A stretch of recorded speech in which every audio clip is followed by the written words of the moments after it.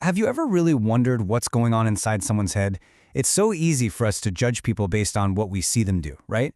But what if that's not the whole story? In this explainer, we're going to dive into that hidden world of why people do what they do, their intent, and see how it can completely change everything. I mean, think about it. We do this all the time. You see someone famous make a huge donation and you're like, wow, what a good person. But then you see a clip of them being rude to a colleague and just like that, it's nope, never mind, they're actually a terrible person. We just draw this super simple, straight line from one single action to their entire character. But is it really that simple? What if the action we see is just, the tip of the iceberg? That is the big question we are going to unpack together. All right, so first up, let's take a look at the so-called good deed. We're talking about all those things that on the surface just seem completely positive. No question about it.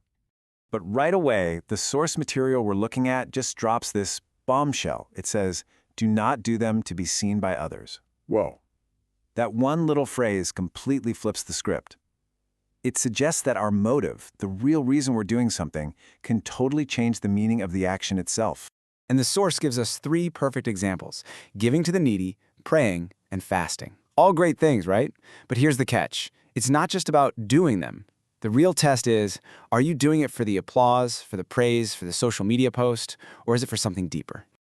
Okay, so let's make this real. We're going to look at a couple of incredible stories from the source material that bring this whole idea to life.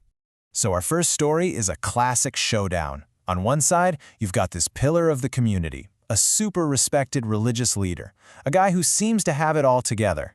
And on the other side, a tax collector, basically a total outcast that everybody hated. So the leader stands up and prays this loud, public prayer. It's basically him just reading his spiritual resume out loud for everyone to hear. But the tax collector, he stands way in the back, can't even look up, and just quietly asks for mercy. They're both praying, but man, their intentions could not be more different. And the verdict from the source? It's a total plot twist. God accepted the humble prayer and rejected the proud display.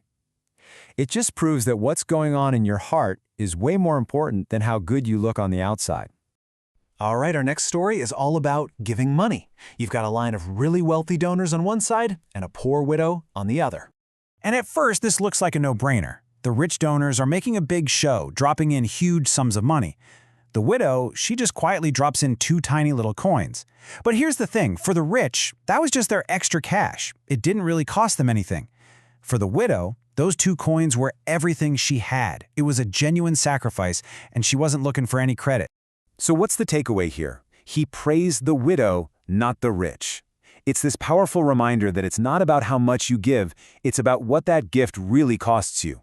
Small actions, when they come from a pure heart, really do matter. So, we've seen how good actions can be kind of tainted by bad motives. But what about the other side of that coin?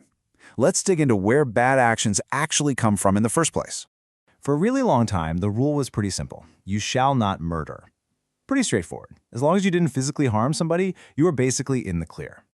But what if you could commit murder without ever actually laying a hand on someone? The source material we're looking at makes this radical argument that the seeds of that violence are actually planted way, way before any physical action ever happens. You see, violence doesn't just pop up out of thin air. It starts as a little spark, anger in the heart. And if you let it, that spark can ignite into insults and hateful words. And from there, it can explode into actual physical violence. It's a chain reaction. And here is the absolutely mind-blowing part. The source says that unchecked anger in your heart is treated as being just as serious as the act of murder itself. It's like dealing with a weed. You don't just snip the top off, you've got to pull it out by the roots. So what's the common thread here? What connects the humble tax collector and the generous widow and the danger of an angry heart? Well, it all comes down to this one incredibly powerful unifying idea. And here it is. This is the key that unlocks the whole thing.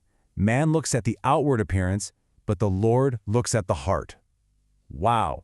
This just changes everything, doesn't it? It's saying that it's not about the performance people see, it's about what's really going on inside. I mean, we get so obsessed with the outside stuff, right? The big donation, the perfect prayer, the flawless public image. But the source keeps telling us that what really truly matters is on the inside. It's the motive, the heart, the love, the humility. So okay, what does this mean for us like today? Well, it means doing the right thing even when you know nobody is watching. It means serving people instead of chasing applause. And it even suggests that making peace with someone you have a problem with is a higher priority than just going through religious rituals.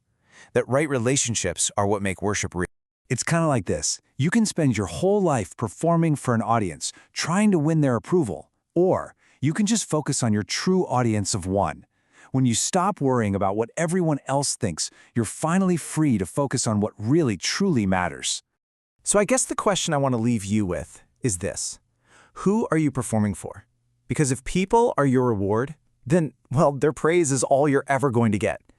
But if God is your reward, what does that change? What could that change for you?